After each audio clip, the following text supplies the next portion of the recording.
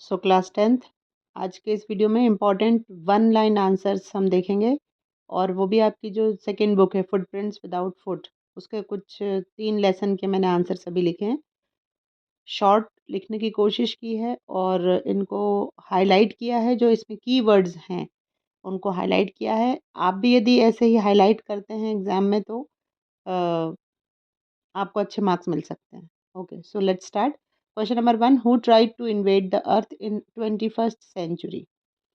21st century में किसने invade मतलब कि अम, आक्रमण करना या अधिकार कर लेना, किसने ऐसा सोचा था? तो the Martians, MARTIANS, Martians tried to invade the earth in 21st century. 21वीं शताब्दी ने मार्टियंस ने हमारी अर्थ को इन्वेड करने का प्रयास किया था। Question number second, why was 21st century called era of books? 21st century को बुक एरा ऑफ बुक्स क्यों कहा जाता है? Because there were books about everything from ant eaters to jewels. तो उस समय अभी जो आने वाली हमारी 21वीं शताब्दी है उसमें हर चीज़ के लिए बुक्स हैं, होंगी, इसीलिए अ, उसको हमने एरा ऑफ बुक्स कहा है। Question number third, who saved the earth and from whom? दो क्वेश्चन है। Who saved the earth, who मतलब होता है कौन, किसने अर्थ को सेव किया? तो एक ओल्ड बुक थी, पुरानी बुक थी, कहाँ की? नर्सरी राइम्स की। So the old book of nursery rhymes saved the earth from a Martian invasion. Martians जो इन्वेड करने वाले थे हमारी पृथ्वी को, हमारी अर्थ को, उसको एक अ, बहुत ही पुरानी नर्सरी राइम्स की, राइम्स मतलब होता है कविताएं, नर्सरी मतलब बिल्कुल जो मतलब 0 to 2 years के बच्चे जहाँ पर पढ़ते हैं उनको नर्सरी कहा जाता है। तो नर्सरी की एक छोटी सी कविता ने, वो भी एक पुरानी बुक की कविता ने, हमारी अर्थ को बचाया, सेव किया। Who was think tank? Think tank was ruler of Mars. Think tank कौन था? तो वो रूलर, रूलर मतलब शासक ऑफ मार्स। मार्स मतलब एक ग्रह का नाम है, जो आप ज्योग्राफी में पढ़ते हैं ना, प्लैनेट्स, उनमें से एक मार्स है, मंगल हिंदी में यदि इसको बोलें तो। Question number 5, why is Bholi's father worried about her? Bholi के फादर उसकी चिंता क्यों करते थे? Because she had neither good looks nor intelligence. क्योंकि ना तो वो बहुत सुंदर दिखती थी, नाइदर मतलब ना, तो और ना ही नॉर, ना तो वो उसके गुड लुक्स थे, मतलब वह खूबसूरत थी, और ना ही वह इंटेलिजेंट थी, वो एक स्लो लर्नर थी, इसीलिए भोली के फादर को चिंता रहती थी उसकी। क्वेश्चन नंबर 6, डज भोली find her teacher different from the people at home? क्या भोली ने जब वो स्कूल गई तो उसने अपनी टीचर को अपने घर के लोगों से अलग पाया? हाँ, हर teacher was kind, polite and sympathetic to her. तो ये 3 आप क्वालिटीज़ लिखेंगे टीचर की। वो काइंड थी, पोलाइट थी, नम्र थी। काइंड मतलब दयालु, पोलाइट मतलब विनम्र, एंड सिंपैथेटिक टू हर मतलब उसके उसके साथ वो सहानुभूति वाला व्यवहार रखती थी। क्योंकि उन्होंने देख लिया था टीचर ने कि जो ये भोली है लड़की है, ये कॉन्फिडेंट नहीं है, आउटस्पोकन नहीं है, तो वो उसके साथ बहुत ही सहानुभूति रखती थी। How did Bholi turn out to be an outspoken and fearless girl?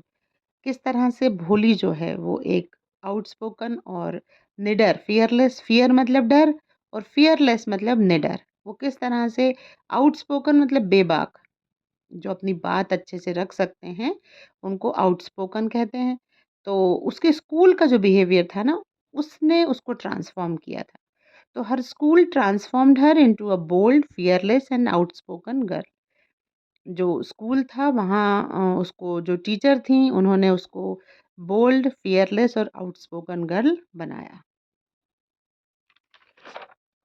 Next देखते हैं question number 8, what kind of person is Mrs Loisel? Loisel किस तरह की पर्सन थी, व्यक्ति थी, और वाई शी ऑलवेज अनहैप्पी? वो हमेशा अनहैप्पी यानी दुखी क्यों रहती थी?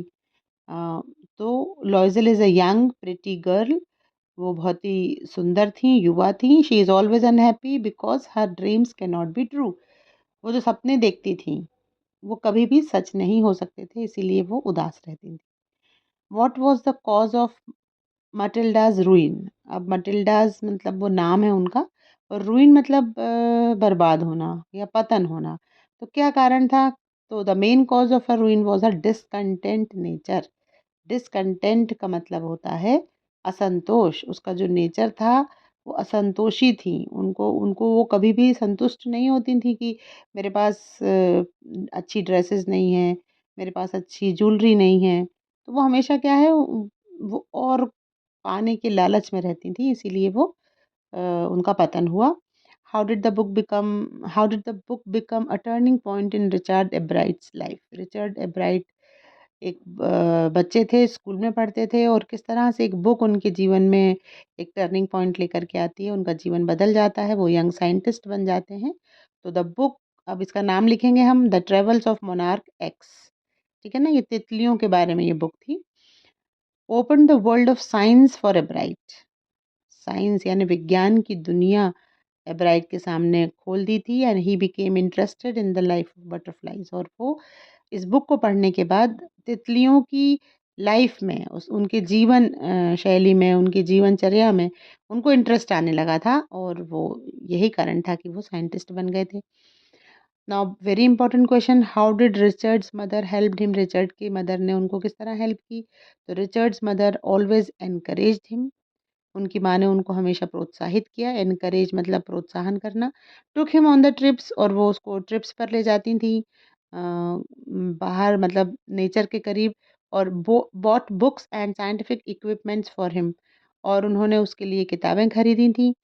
और साइंटिफिक इक्विपमेंट्स जैसे कि टेलीस्कोप, माइक्रोस्कोप, इनको बोलते हैं इक्विपमेंट्स, मतलब कि साइंस से रिलेटेड, मतलब सामान, या फिर मशीनें आप कह सकते हैं। तो ये उन्होंने उसके लिए खरीद के दी थी। And what are the qualities that go into the making of scientist, मतलब कोई भी व्यक्ति साइंटिस्ट कब बन सकता है, उसमें क्या क्वालिटीज़ होनी चाहिए? तो presence of curiosity and intelligence. Intelligence तो होना ही चाहिए, लेकिन प्रेजेंस ऑफ क्यूरियोसिटी, क्यूरियोसिटी मतलब होता है जिज्ञासा, उसके अंदर जिज्ञासा ज़रूर होना चाहिए जानने की कि ऐसा क्यों होता है, क्या है। ठीक। Next question, how did the invisible man first become visible? Griffin was completely invisible. Griffin जो था वो इनविजिबल था। First time only his footprints on mud were seen by two boys. और पहली बार ही मड में, कीचड़ में, दो लड़कों ने उसके फुटप्रिंट्स देखे थे कि फुटप्रिंट्स तो बन रहे हैं मड में, लेकिन व्यक्ति दिखाई नहीं दे रहा है। तो पहली बार ये पता चला था कि वो मतलब इनविजिबल है, मतलब इनविजिबल मतलब अदृश्य है।